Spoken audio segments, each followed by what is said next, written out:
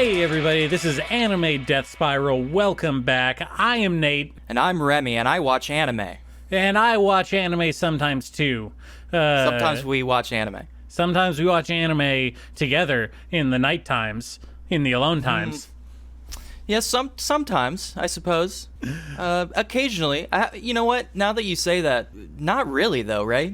No, we haven't synced up for a bit. The last one we watched was... Well, we watched Blackjack together, but before that, I mean, really, when's the last time we actually watched anime together? It must have been years and years. Yeah. Well, I mean, we've been friends for a long time. We've been degenerates in this anime community for a long, long time. Yeah, I think the problem is, we share horror movies together quite a lot when we're together. But anime has always been kind of a secret shame, something not to be done in public or in front of other people. Really, I mean, even though we acknowledge it, it's still something that feels very private. You know, it's like how we all masturbate, but you wouldn't do it in front of your friends. Unless you're, well, I mean, that's a good analogy. I don't want to get too deep into that one, but you want? I mean, no. Let's be real for a second. Like, anime and shame are deeply entwined for me because the first anime that I really remember following was Sailor Moon when it was on Fox Kids when I was like 8 years old, and I recognized. I think that, and don't blame me for growing up in a gendered society, but I recognize that it's like, oh, this is like kind of a girl's show, and I don't want people to know that I'm watching it.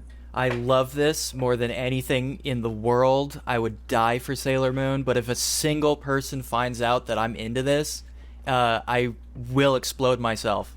I mean, that's basically how 8-9-year-old me felt.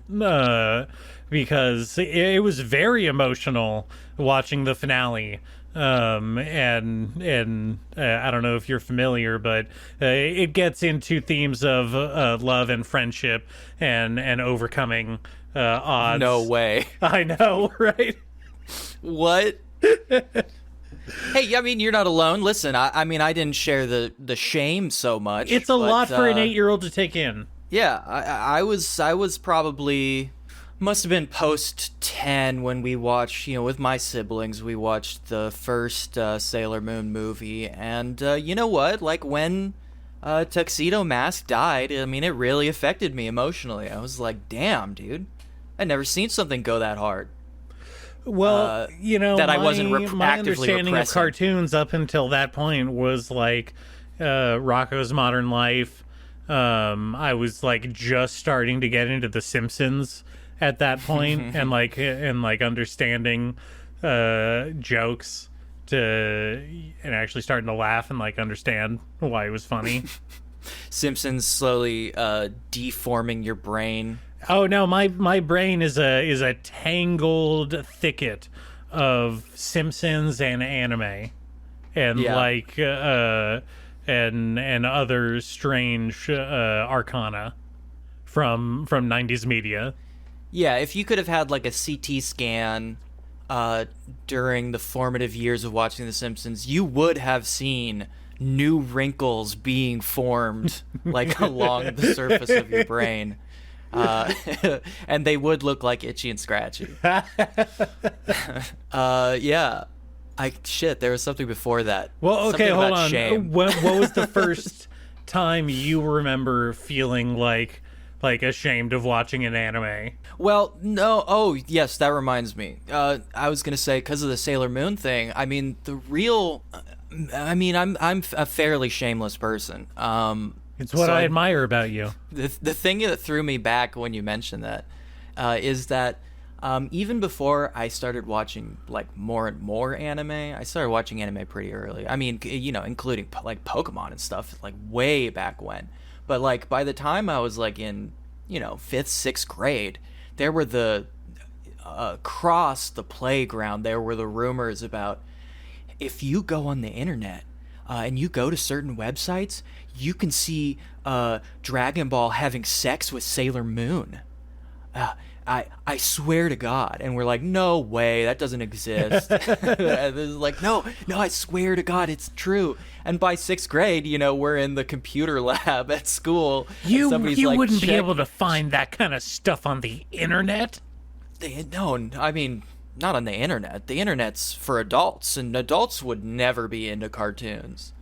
Let alone cartoon porn. So like in 6th grade, we're like Googling that shit at school. We're all crowding around the computer. Some kid's like, it's real, it's really, it's happening. And so that became like a very entrenched, weird anime shame moment, I guess. I mean, I was more than shame. It was really scandalizing. I don't want to sound like a prude, but like seeing these cartoon characters that I had, a lot of love and respect for, doing awful things, awful, dirty, awful things, awful, disgusting, dirty things. It feels like a little bit of a betrayal, right? Yeah, it's a betrayal of my innocent heart, my poor, naive, innocent heart that shattered that day and never recovered, really. There's a movie about that exact thing, and it's called Perfect Blue. Is that a movie about a little kid who discovers anime porn? I didn't know that. In a way, yes, if you think about it. Have there ever done a movie like a loss of innocence, like growing up, the Finding Yourself type movie about a kid who discovers porn for the first time? There must be, right? Yeah, it's called Fooly Cooly. I'm thinking like a Stand By Me movie, but instead of finding a dead body, they find like a bunch of porno mags. That must exist. God, it's got to exist. If it exists, it already exists as a parody of Stand By Me. That's the only context I can think of. I guess so. I can't believe we only made it like 6-7 minutes before talking about anime porn. New record for us. Straight to the hentai shit. Some of this stuff is bad. Like, this is not good. Well, what was that one you told me about the dude that gets into the fleshy mascot suit? Or no, who he is a fleshy mascot suit, and a girl gets into him. Yes. Like, that's hot. Well, Gleipnir isn't even, I mean, I wouldn't even call, my stance on the jargon, the lingo. I'm not a huge fan of terms like arrow, you know what I mean, or lewd, especially lewd. It makes my skin crawl when I hear that word. If you say that word, stop it. We're gonna say it a lot. Like, I don't. It's weird. Want to get your hopes up. Like, it's gonna come up quite often, probably on purpose. Now that you pointed it out. Why is it in your mind, and now you're just gonna do it intentionally to like fuck with me? Yeah, no, because that makes good content. Oh God, I really hate that word. But things like that, the jargon, I'm not a huge fan of. But like Gleipnir, I wouldn't even count as arrow. It has, and here's another term I hate, and I don't want to use. But it has a default level of fan service, I'd say, for a slightly older shonen audience. I'm thinking more like you might have told you about Destiny Lovers. Do you remember that? Desuraba? Possibly. You've told me about a lot. Your ability to consume random manga is overwhelming sometimes. So, you remind me. Destiny Lovers is definitely like on the softcore side, but the concept, and this is why I started reading it, again, not to immediately make excuses for myself, but this is why I started reading it, because I saw the concept is that all men who have sex in this world turn into kaiju.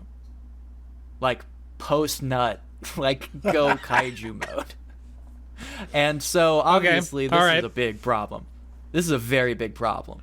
And so, all men who nut have to be exterminated because they're kaiju monsters. So an elite squad of like murder chicks, hit chicks.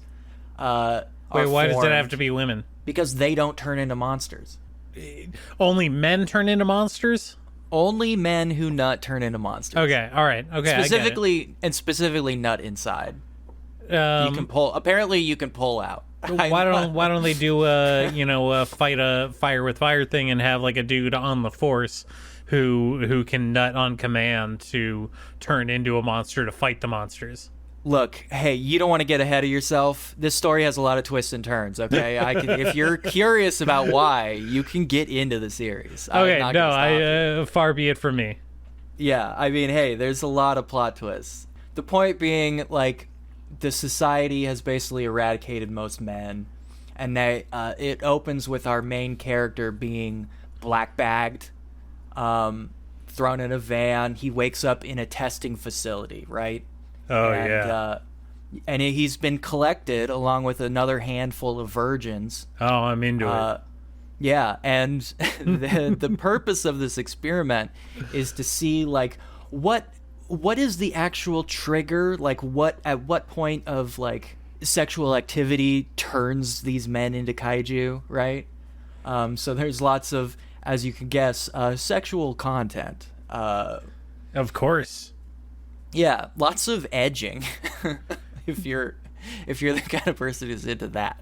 Anyway, it leads to lots of comedic situations, right? Because it's so funny that, like, a man would resist having sex with a beautiful woman. Like, that's a really funny concept. But it was like an intriguing concept, and like I forgot how particularly racy it gets, like, near the end. Not the end, because it just gets canceled, but, like, near more recent publications. Because it's porn. Because it's Arrow, yeah. But a lot of times you're reading something and it just happens, like, you don't pick it up immediately. Sometimes you're just like, this is a great concept, I'm way into it. And then you open the book up and it's like, oh, whoa, this is not fan service. We're moving past. We're moving into, like, a whole new area. Do you know what an indictment of anime that is to say, like, hey, sometimes it's really hard to tell the difference between porn and, like, regular anime. Hey, if it's true, it's true. This is my problem with the term fan service and the concept of fan service, just in general. In that, like, the default for anime is, like, kind of, like, hovering around softcore porn, and then when you tip over, suddenly we're reading something, this is Arrow, this isn't what we meant by fan service. Fan service is much classier than this. It's like, of course not. Come on, dude. You got 1 foot over the border 90% of the time. Actually, that's funny because I was just talking about Meiruko-chan, which has an anime on Crunchyroll now, and I started reading the manga again because I had picked it up a long time ago and read. I'm unfamiliar with that one. It's so it starts off with a great concept. You know, the opening is fun. It's like a girl can see ghosts, and they're really fucked up ghosts. But in order to, I guess, preserve her own sanity and make sure she doesn't attract attention to herself from these horrible ghosts, she pretends not to see them. Mm-hmm. And this is how the gag unfolds. You know, she sees a horrible ghost.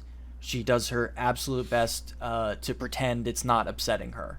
And it's fun. It's like a nice gag. There's actually another similar one about a kindergartner who can see ghosts. I forgot the name of that one, but I really like that one as well. The name of that manga is Kaya-chan Isn't Scary, or Kaya-chan wa Kawakunai. But the first 2 chapters of Meiruko-chan have just egregious fucking perv shots of this girl who and she's, like, terrified in these situations. It's not just like, oh, ha ha, look, it's another upskirt shot or whatever. It's like this girl is like in serious mental distress, and we're supposed to be like checking her out, which is I found very upsetting, because as I tell everyone I meet, I'm a male feminist. I'm a good man. I'm one of the good ones. I'm a good person. I'm a good guy. Fight for justice, whatnot. So this stuff, obviously, I find very upsetting. But like, it totally put me off of the book, and I only read the first chapter and a half because I was like, and then I put it down for a really long time, and I finally just by coincidence I read a review of it from some other person, and that person was like also very off-put by the first few chapters, and then said, but it totally levels off. Like, that stuff gets dropped. It was clearly, and this is the cynical part of serialized manga, right? Is that they front load all this sexual stuff, especially in books that aren't usually considered like shonen, so that like boys will continue reading it in the hopes that the sexy stuff, sexy spigot never turns off. I'm totally familiar. It took me a long time to realize that that romance genre manga is something completely different from shoujo. There's a lot of romance manga that is directly marketed to men and very specifically centered around the male gaze. Oh, well, yeah. It took me a long time to realize that. I'm also I'm one of the good ones. People. Mm-hmm. I'm fight for justice, all the good stuff. Fight for justice. Male ally. Yep. Male. I'm a male ally. I'm male and I'm an ally. Oh boy. Okay, cut all this stuff out.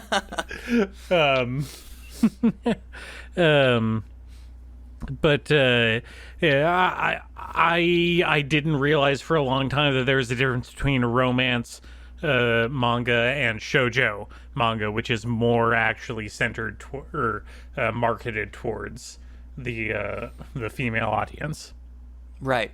Yeah. Yeah. There's levels to it, right? One of the ways that I started consuming manga, as I'm sure so many of our listeners did, was reading a bunch of the stuff that an older brother of a friend of ours from high school had, right? Oh, yeah. That's like a pretty universal experience for anybody who likes anime or manga. I think, yeah. Guess. Not just them, right? Because like the normal, like if you grew up and you were like a normal person, mm-hmm. I envy you, first of all.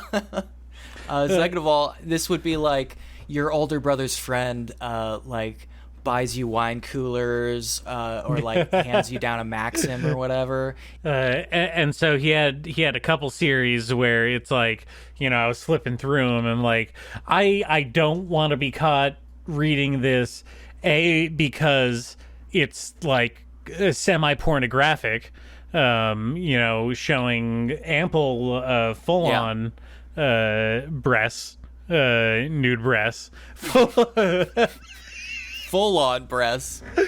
Listen, I'm a married man. I know what a breast looks like. Do you take your ring off before you read these manga? Sorry, honey. But it's like I don't want to be caught reading this because A, it feels like porn, and B, because it feels like girl stuff. So thanks again, gendered society. Yeah. I love that. I love that for me. Yeah. The gender normative catch-22 right there.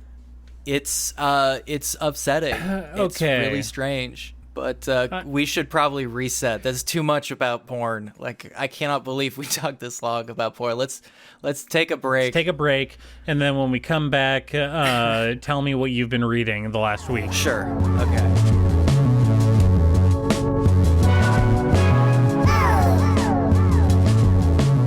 Welcome back to Anime Death Spiral. I'm Nate. I'm here with Remy, and we were just about to get into some juicy anime. Yeah, it sucks that people forget our names between the 2 seconds of break. But you want me to do it again? No, don't do it again. It's fine. No, they need to know. Right. They really need to know. Our names are very important. So you can. It's branding, dude. You tasked me with branding. I really like the idea of them forming strange mental pictures of us based on just. It's called names. A parasocial relationship, and it's like the key to monetization. It's true. And you should be thinking of us as your best friends, because we are your best friends, and it's not parasocial. It's real. We're really your best friends. I love you. I love you, fans. I love you. Fill in your name here. I do. I really do. My favorite book is magazines. My favorite book is all the manga I just read. That's good, right? Yeah, no, that's great. Great line. Ask me what I read. Hey, what have you been reading recently? Okay, I've been reading a lot of stuff, as I usually do. Some of the things that I've read recently. So, you know that I've read and watched Parasite, right? With the Y. Oh, yeah. Yes. And, obviously very classic. Parasite fucking rules. The anime that they made is sort of what do they call those? Like a kind of a reboot, sort of, but it's still pretty good. I'd still recommend it. I think it was good. But I discovered something I'd never heard about before, but they did 2 volumes of like collaborative short stories by all kinds of different manga authors celebrating Parasite. I imagine it was for like a 20th anniversary kind of thing. But they're called Neo Parasite F and Neo Parasite M. I read the F. You can guess what F and M stand for, probably.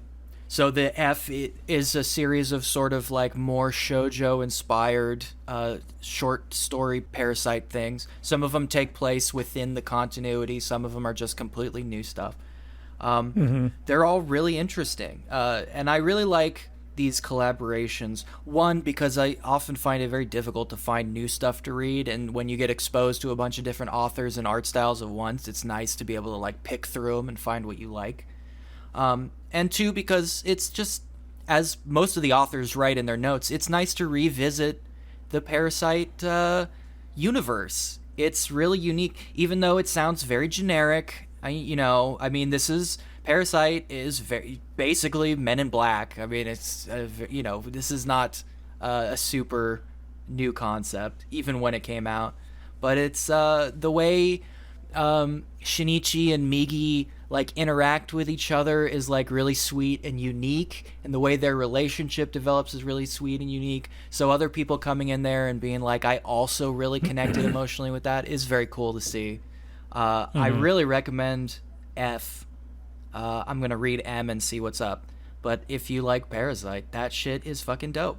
It reminded me, honestly, I'd kind of forgotten about it, but like Parasite is really fucking dope. It's one of those ones that I've never read personally, but it's always kind of been in my orbit, like floating around. Like, hey, this is one of those things that people would consider a classic. I don't know what kind of people. I don't want to comment on that, but I'm aware of it and I'm interested in it. I like the concept with the weird alien coming out of the dude's hand. Yeah. Like, that's pretty cool. Yeah. Body horror type shit, that's what we're all about. It's like, hey, I love a Cronenberg. Of course. Well, I mean, we've played so much Resident Evil games. Resident Evil, Parasite Eve, all these things kind of like come together and form this like strange Japanese body horror flavor, and that's definitely the Parasite pool it's all swimming in. Parasite fucking rules. Oh man, I wanna come back sometime in the future, not today, but like Parasite Eve. That's my jam. I just found out Parasite Eve is based on a book. Really? Yeah. No shit. About a mad scientist who's trying to build his wife's body back up from a a mutated liver cell. Very strange, very strange. And then they made that into a game. Yeah, I read that was one of like 15 things I've recently read in the last 2 days or whatever. Yeah, you go through this stuff at such an ungodly rate. I don't know how you can retain so much information. I don't. That's my secret. Is it just leaks right out of the back of my head? Like okay, all right.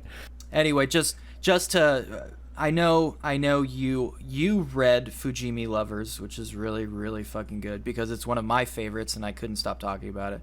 But just okay, are we going into this now? Well, just to run down, I just want to name check a couple more because I also read in like one sitting, I read all of Happiness by Oshimi Shuzo, which is a vampire story that I almost skipped because I think vampires are, I've consumed so much vampire shit. I kind of think it's like really passé at this point. But vampires have gone the way of zombies. Vampires, zombies. I mean, I have a whole list. Time travel. I feel like,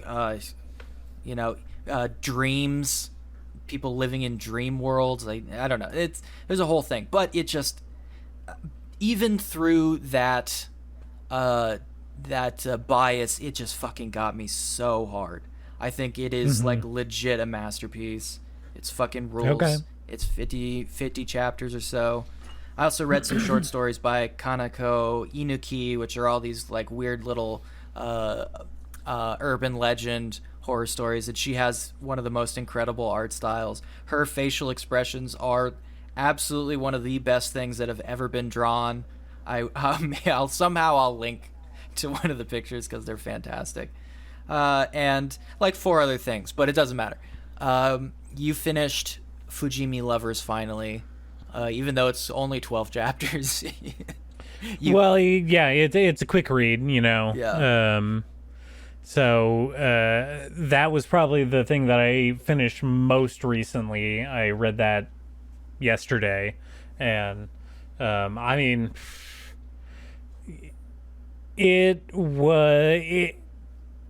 I had a lot of feelings about it. I bet it's a book filled with feelings. Yeah, I don't know. Should we go chronologically? You're familiar with it. You said it's one of your favorites. Well, yeah, it is one of my favorites. I really like romance stories. I've read lots of different ones. Most of them turn out to be very disappointing. And this is fun in the way it hooks up with Fujimi Lovers because, this is not unique to manga or anime. The romance story has a really big problem with kind of fizzling out when the romance becomes reality, right? It's like that's the huge problem with romance is like once the acknowledgement has been made and a couple is formed, the story doesn't usually have any room to grow. I would say I've read a few different ones. Hold on. Let's not get ahead of ourselves. A little background for the listener. Fujimi Lovers, or Undead Lovers, is a very short-lived, as we stated before, 12 chapter. I don't know, what do you want to call it? Romance comedy? Sure. About Kono, June, I believe his name was. Who is in love with Hasebe Rino.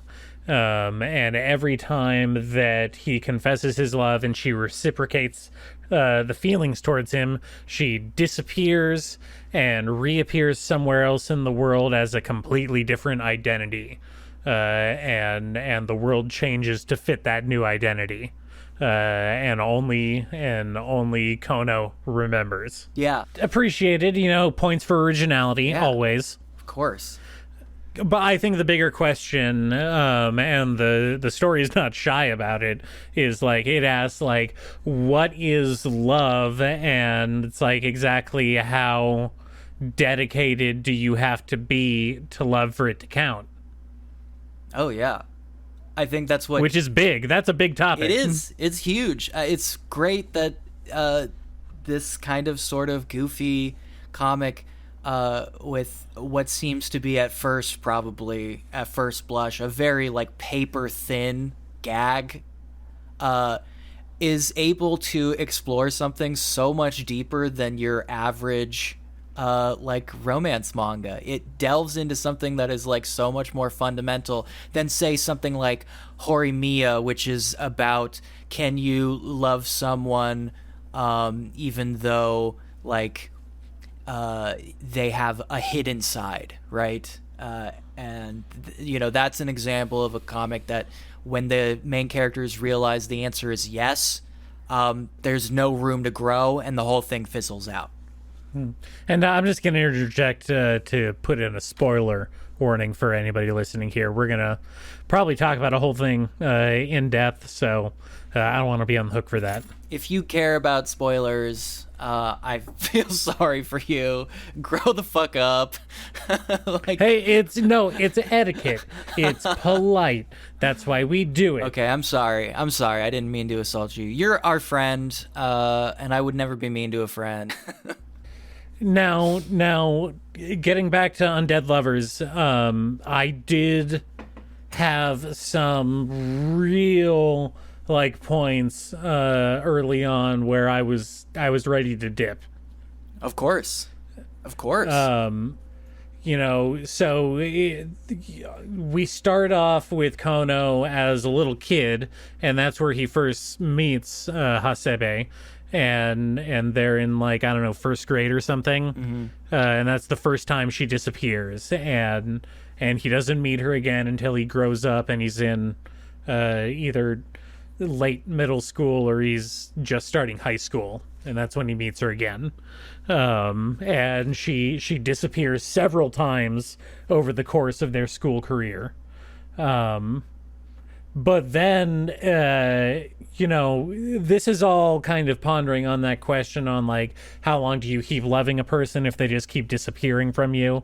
Yeah, which can be taken several ways. It's like, you know, it's how long do you keep loving a person if they don't reciprocate your feelings? Or how long do you love a person if they are not like emotionally mature or available enough when you are, like if your lives just aren't syncing up? Like, you know, it asks these questions just with the concept itself, but then it gets really into like some complicated, like, because his whole thing is like he knows his destiny is to be in love with this one person.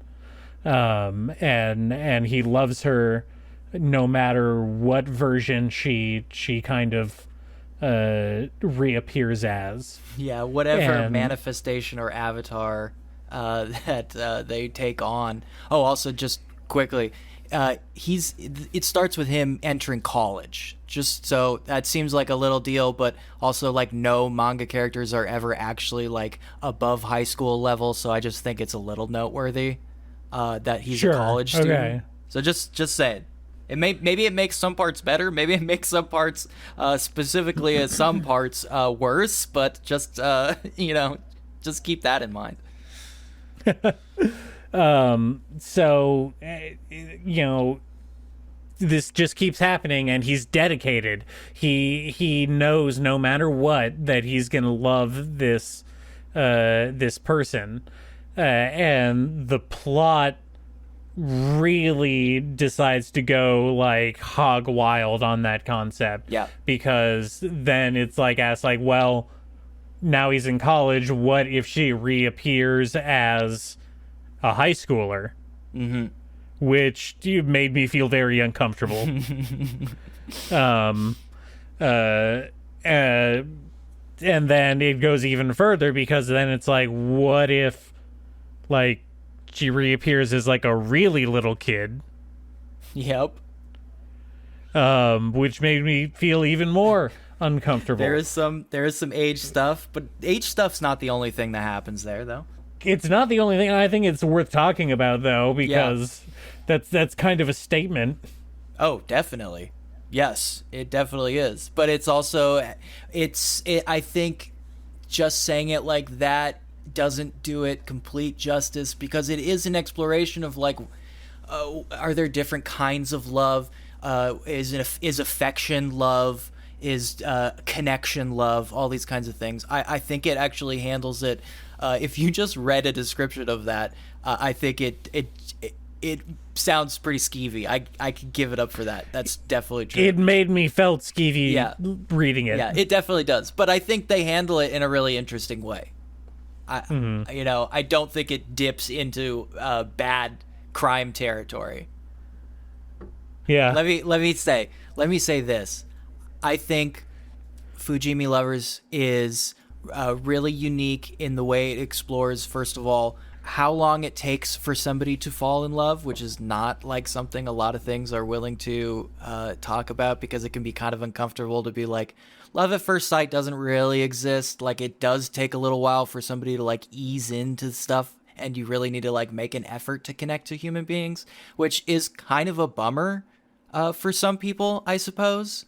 But the answer Fujimi Lovers comes to is that, well, that's part of the charm of falling in love. Like that. No, that's making the effort is like what makes it worth it. Yes. Well, this, I remember what I was going to say.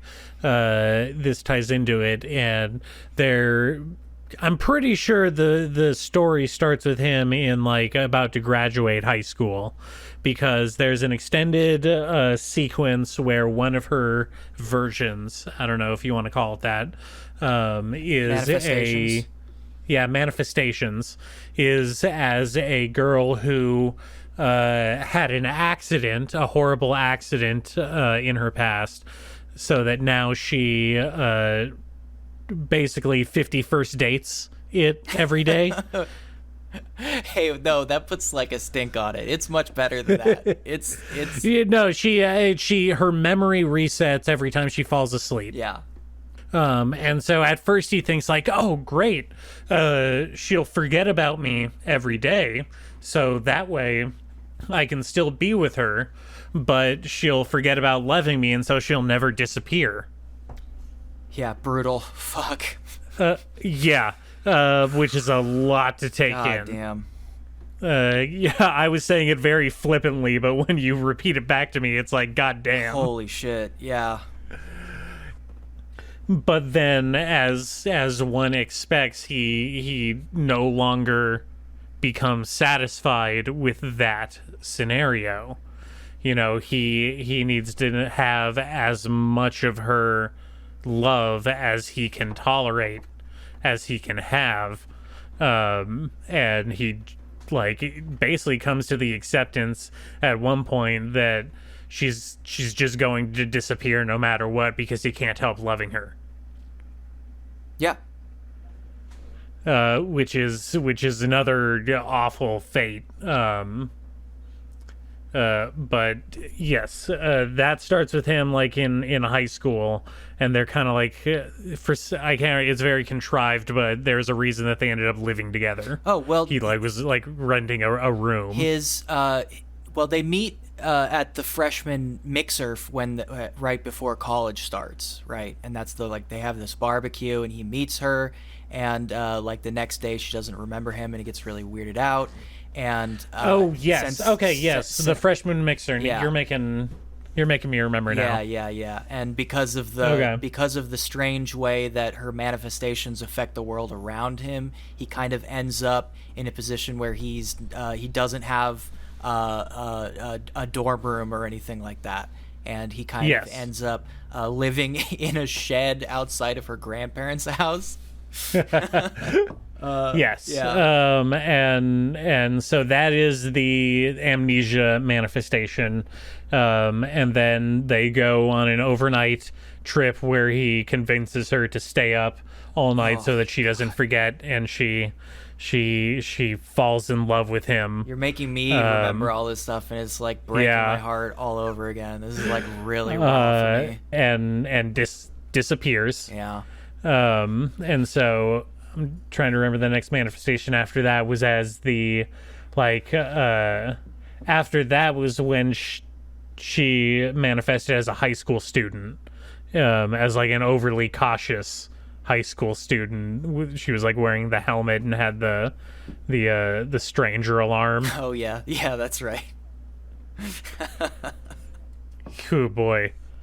And then after that one was the middle schooler, which was really bad.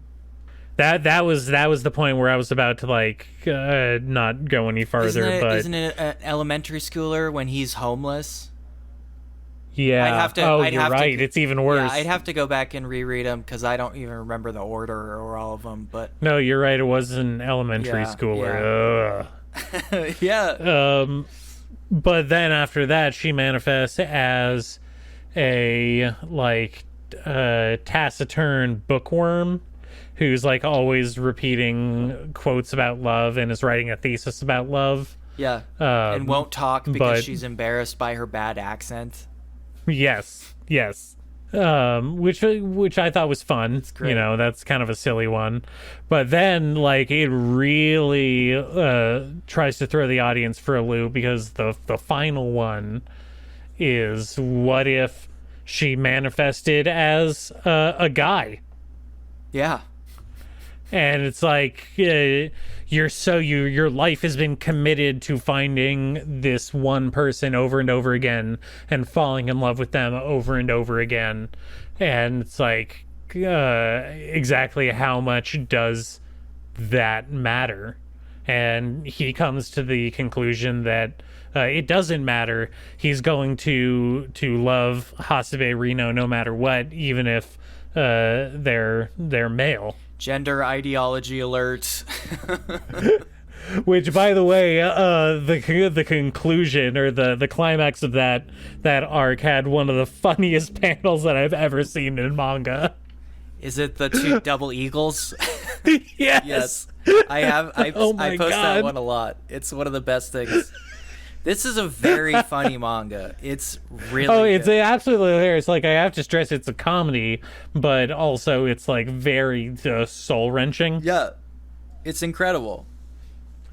And it ends on such a powerful note because after so much of convincing himself and convincing Guy Hasebe to love him, he finally reciprocates his feelings in this version, and Kono is the one that disappears. Yeah. And not only that, it ends with what I'm pretty sure I remember you telling me about this a long time ago in reference to the Chainsaw Man ending. Mm-hmm. But it ends with a very funny joke with a final panel saying "End of Part 1," and that is the end of the show, folks. That's it. And you know what? That's a thing that for years, because I read it like a couple years ago, maybe more. It had like totally broken my heart because I went out and I tried to find part 2. I looked everywhere. And you know what? Not only did I not find part 2, I could not even find translations of the author's other works. Like, you cannot find that stuff, which just drove me crazy. Because well, either it doesn't exist or it was just never uploaded. It does not exist. That is the end. That's... Put it out of your minds, folks. Yeah, that's how... That is... It comes to a very abrupt halt, which you can read as pretty profound in a very heartbreaking way. I mean, the whole manga is oscillating constantly between, like, really profound, heartbreaking statements about, like, love and connection and, like, really silly, goofy shit, which makes it, like, very special in the romance manga world. I think what it has to say about, like, what it is to be in love, what it is to fall in love, what it is to love somebody who doesn't love you and try to make them fall in love with you, and, like, how that it isn't even a process that you can control directly. Like, it's like lots of chance and lots of work on yourself, and lots of deciding like what are the things that I can accept in a partner, and all these different concepts flying around. Most of the time very open-ended, like draw your own conclusion type shit, which some people don't tolerate, but I absolutely love. I thrive on the ambiguity of that kind of thing because I like to make up my own mind. I'm an independent thinker that way. That's what I respect about you. Yeah. Do you what did it leave you with? I mean, what were you thinking about when you put it all together in your brain? You read it you're very fresh on it. I'd have to go back and reread it to come to a conclusion. But I'd love to hear what you thought. Okay, so first a little background. This was a pick for me upon heavy suggestion from you, as is most titles that I seem to be reading these days. I'm not gonna lie. You seem to be impressing some kind of agenda on me that I've yet to figure out. Well, if you would just stick to my regiment. I mean, this was a big detour for me, but I'm glad you read it. You need to write out the regiment then. If you need to put it in writing because you keep saying it. I don't know what you mean by it, but you keep saying it. All right, I'll write it out. So, but what it left me with was a lot of big questions, obviously, about what is love, how far would you go to be with someone that you felt that you were fated to be with. I actually, going back, the other thing that I forgot to mention about this is that he meets another person who's also going through the same thing. Oh yeah, yep. And not only that, they realize at one point that the one person that they are trying to fall in love with is the same person. Yeah. Like, wrap your mind around that. It's pretty intense. So, the author seems to think that there is no limit to what you should or could or would have to go through to be with the person you love, right? It's fate, no matter what. Oh yeah. I think Go ahead. I don't know if I disagree or not, but I know that I would not have gone as far as the character had gone. If I could just take a moment to step into their shoes, I think this supernatural occurrence would maybe leave me with a couple different conclusions. Let me be clear. If my lover disappeared, I would move on.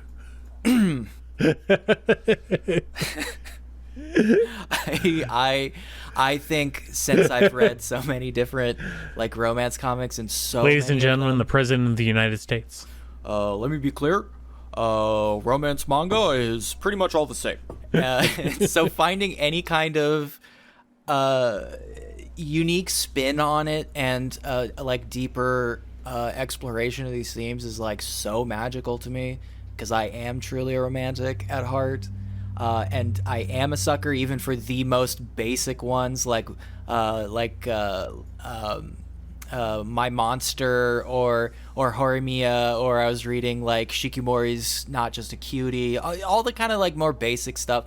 Even if I don't like it, I still like it because I like that flavor, it's like a nice vanilla or whatever, but Fujimi Lovers is very short, and even in its like 3 pages, it packs so much incredibly interesting and cool shit into it. It is a truly special. It stands head and shoulders over probably most romance stuff I've read, probably most romance stuff you've read, best friend and audience. You should indeed find this somehow through some magical way. Get your hands on this shit and experience something that's actually like unique and interesting for once in your fucking drab manga life. Simmer down. Okay, I'm getting heated. Let's take another break. All right.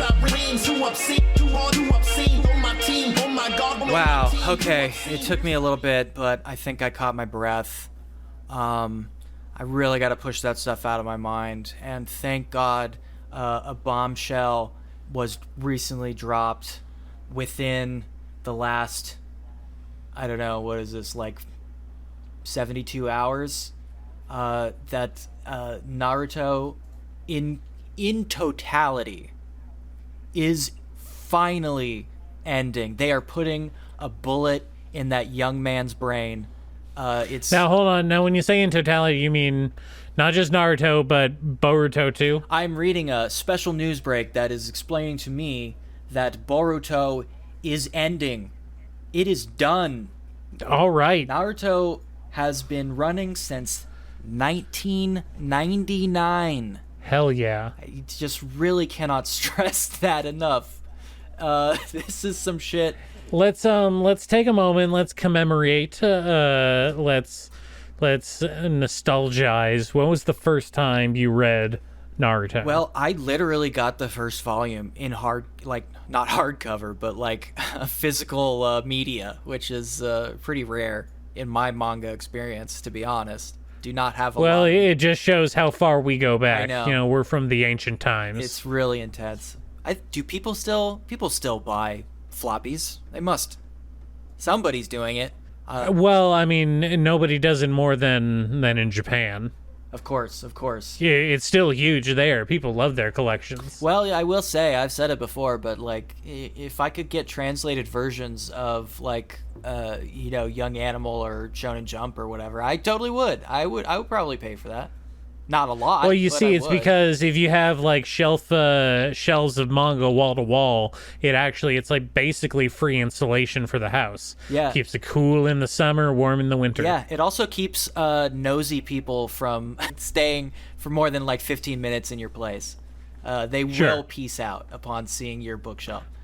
If you... as with everything we discussed, it acts as a critical social signifier to stay away from this person. Yes, that you are mentally deranged, possibly dangerous. I read that first volume because I thought like the cover looked cool, and I was like, damn, this is some crazy ass shit. Like ninjas? I'm all about ninjas. Well, first of all, bright orange, great marketing, catches the eye. Mm-hmm. Like ninjas are. Bright orange. Safety orange. When he still had the swirls on his cheeks. That was back then. Cover volume 1, baby. Yeah. Speaking of weird manga that immediately has like softcore porn in it, Naruto finds a porno on the ground in like volume 1, and immediately develops porno ninjutsu. That's wow. Going all the way back, really bringing back these memories.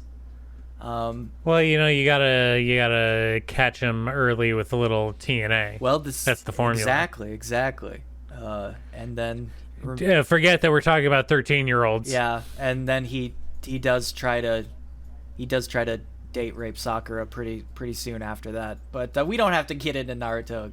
We don't have to go the whole way.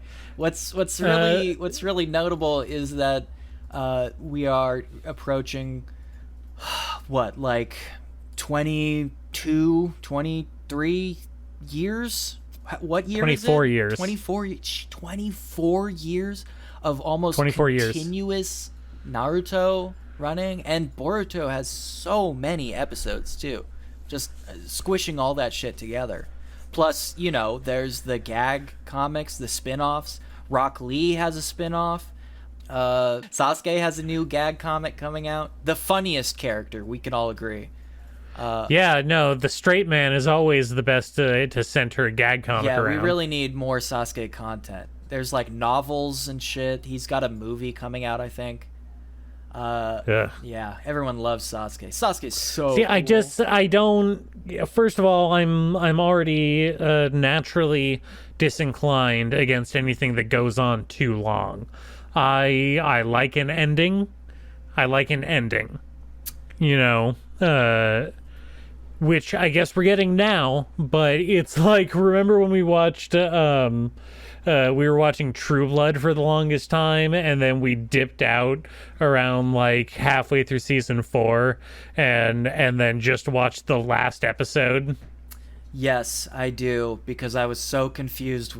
She turns out to be a fairy princess, I believe, something like that at the end, which is That's how I feel about Naruto, basically. Yeah. It was something that I was very invested in at the start of when I was like really getting into manga, because the first time I read it personally was on a trip with my family to Hawaii, where we were going to a friend of my parents' wedding, and like I was bored because we were at a hotel.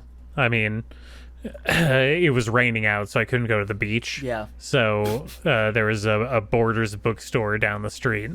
So my mom gave me some money to go buy like a comic or something. I got the first volume of Naruto. Naturally. And like I immediately went back over the course of the next like 4 days that we were there and bought the second and third, and I was super hooked. Well, it was cool. It was good design. It was about ninjas. It was compelling, and it was Japanese, which I was into at the time. You know, I was a budding white nerd. Yep. So I read Naruto. I read the first 3 or 4 volumes in floppy. Because I bought them, and maybe I borrowed a few from you, but I read most of them from an early pirating site that was all about uploading Naruto translations. Oh God, admitting to crimes. I know. So I read all the way up through, I think at the time, the most recent event was the big showdown between Naruto and Sasuke when they're like walking on top of water and throwing lightning at each other. You know what I'm talking about? Yeah. Oh yeah. And then that was it. I ran out of stuff, and it only updated once a month, or the scans only went up once a month at the time, and I just totally forgot about keeping up with it. Dropped off completely. Yeah, and that's funny because it's like that's so early on. Like that's one of the first like big arc endings. And like the series really kicks off like after that. So you've experienced so little Naruto. It kind of blows my mind. After I would say I've experienced about 13% of Naruto. Yeah. Like very sure. And as you know, I actually went back and like reread all of it, and reached the ending for the first time. Yes. Wait, hold on. Define recently. Within the last couple years. All right. Yeah, maybe 2 years ago, maybe. I think it was now that I read all of Naruto, every single fucking chapter of that crazy shit, and at the end discovered that there is a giant moon princess goddess, and they have to kill God basically. So it kind of ended up where you expected from the first chapter. Really tidily, almost in Lost style, really kind of wrapped around in a really interesting way. A really clean sweep. So it's finally, I mean, Boruto, obviously, as we all know, not as popular. Most people agree, not as good.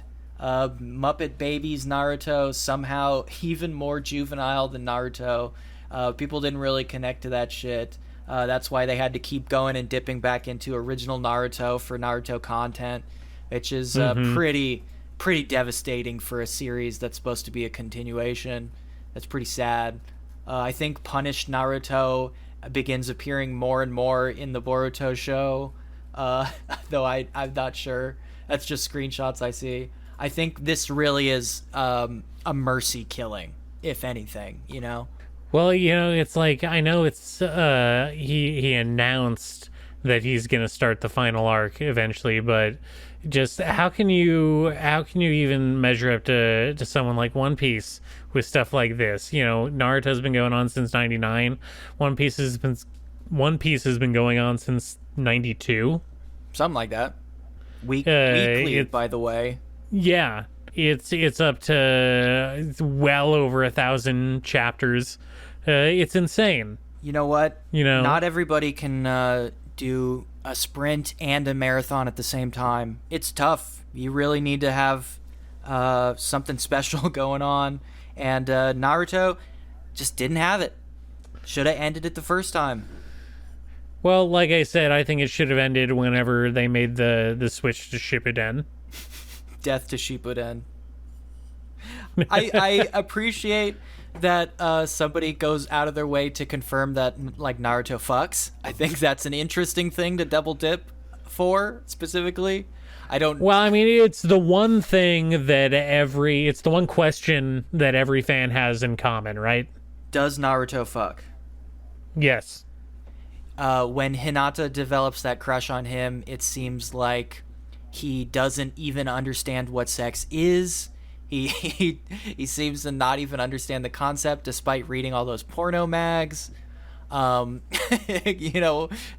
strange. This obviously became a huge question in the fans' minds. Can he figure out how to fuck Hinata? Despite all the fan assumptions, we won't mention that. Okay, I absolutely do not want to get into Naruto shipping stuff, so let's gravitate away from this. Let's just say a quick R.I.P. Rest in piss, Naruto. Don't come back. Smell you later. Goodbye. All right. One last thing I wanted to discuss with you. We've often discussed amongst ourselves the concept of anime crimes, but there's some real, like, anime crimes out there, literally, in the sense of people doing illegal shit. Yeah, we need to spread awareness that there are actual real anime crimes happening all the time, and some people aren't even aware of it. So you shared this article with me, but do you wanna talk about this one? Anime is, for whatever reason, of all art forms, seems to be particularly prone to crime. And sometimes the anime is committing the crime, and sometimes the crime happens to anime. In this case... Oh, you're doing a whole bit. In this case, please, the author of Poisoned Love, which I have not read that one. Maybe I should, after reading this story, has been taken in.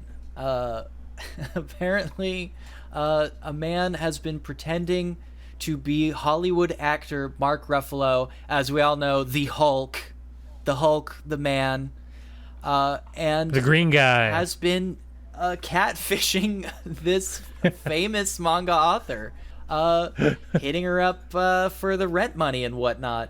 It seems like this fake catfish dude ran up a bill of like $500,000, which, frankly enough, I didn't know Poison Love was that popular. I didn't know that shit was like popping off to the point where this lady had like $500,000 of pocket change. Well, okay, first of all, I didn't either. That is surprising. But although it makes the whole thing a little bit more believable for me, because not only is it like I don't know, confirming her personal biased feelings, but maybe the fact that she thought that Mark Ruffalo was talking to her was like cementing her status as a celebrity, right? You know, she's a famous manga author. Of course Mark Ruffalo would want to reach out to her. Of course. Mark Ruffalo, as we all know, is one of the biggest shoujo manga fans on Earth. He's cannot stop talking about it. Whenever they try to interview him about the Marvel movies, he just brings up Clamp. He's talking about wait, is Poison Love the one about the guy from like the Ninja Clan that poisons people? I said I did. I haven't read it. I don't know. I'm excited to read it though. Maybe it is.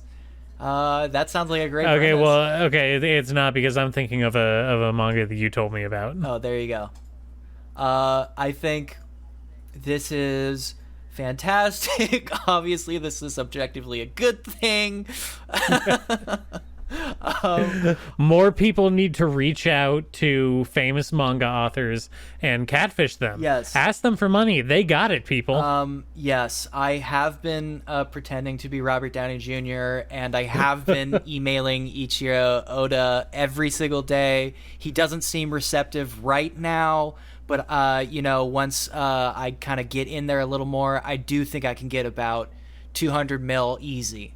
Easy. I just got to explain to him about the coke, they don't like drug use over there.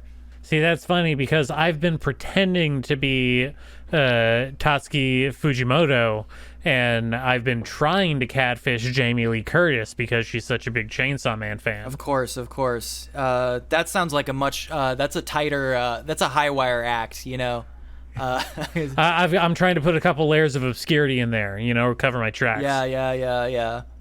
You're like, that's why I keep mentioning you in my manga. It's been a secret messages I've been sending to you for the last decade or so. Yeah, I've got a total Jodie Foster thing going on. Yeah, actually. I've been pretending to be Kentaro Miura and emailing Jodie Foster, actually, constantly.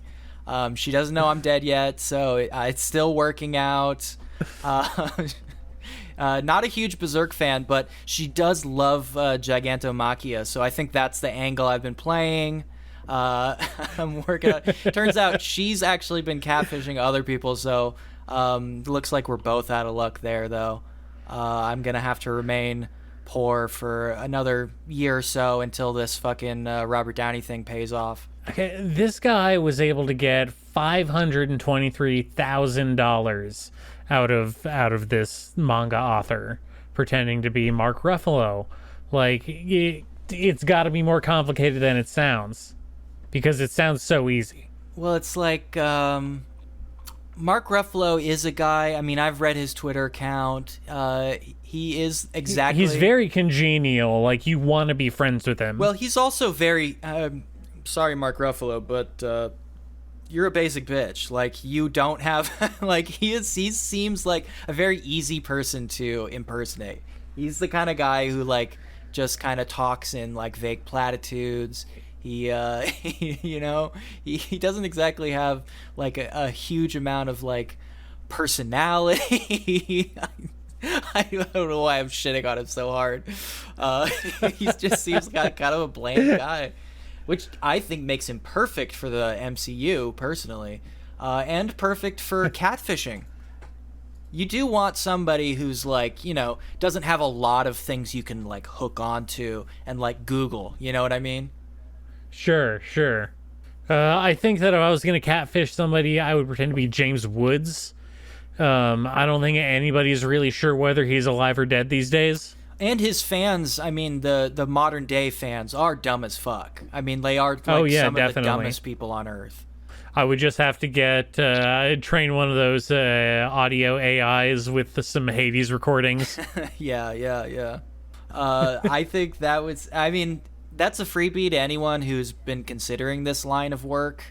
Now that we have these voice the duplicators. They're not very good yet, so you might want to, wait a little bit. But once they dial it in, man, your catfishing days are just going to open up in front of you. I mean, it's really going to be the salad days of catfishing. So there you have it, a genuine anime crime. I cannot believe we have detailed a real-life anime crime. They're out there. Anime criminals, we're watching. And maybe enjoying sometimes, but stay on your toes, because there is a limit. There is a limit, okay? Like, don't burn down animation studios. Like, that's too much. Can we keep it to the catfishing, please, people? Like, calm down, okay? Calm down, anime criminals. All right. Oh my God, that's been so much anime talk. We didn't mention really any anime. Oh no, I've been, it's been a while since we've done a recording.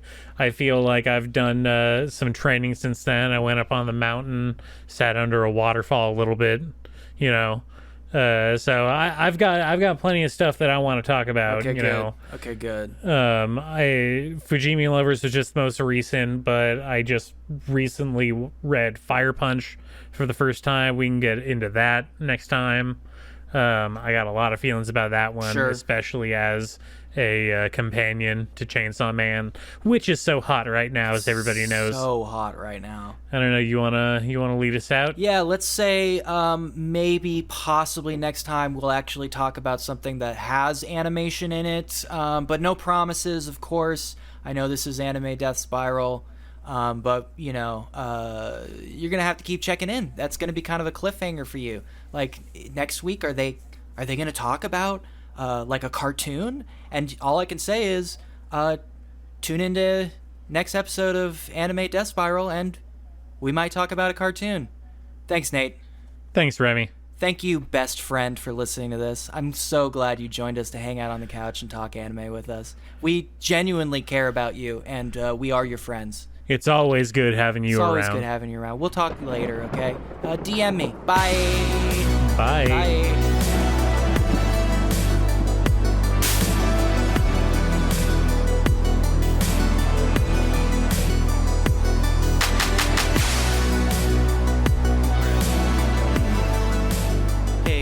Welcome back. This is Anime Death Spiral. This is the only anime podcast hosted by two straight white men in their 30s. I'm Remy. I'm sitting here with Nate. Say hello, Nate. Hello. Great. Really good stuff. Okay, now let's get to the anime. And then blah, blah, blah. All right, let's try another one. All right. Hey guys, welcome back for the first time. This is Anime Death Spiral. I'm Remy. And I'm Nate. Wow. And we're going to talk about some anime. Isn't that great? I think that's great. I think that's just swell. All right. Perfect. My turn, right? Mm-hmm. All right. Hey, everybody. This is Anime Death Spiral. Welcome back. I am here with Remy. I am Nate, and we are going to talk about some anime. Who wants to get into it? Let's do it. All right, take two. All right. Shake it out.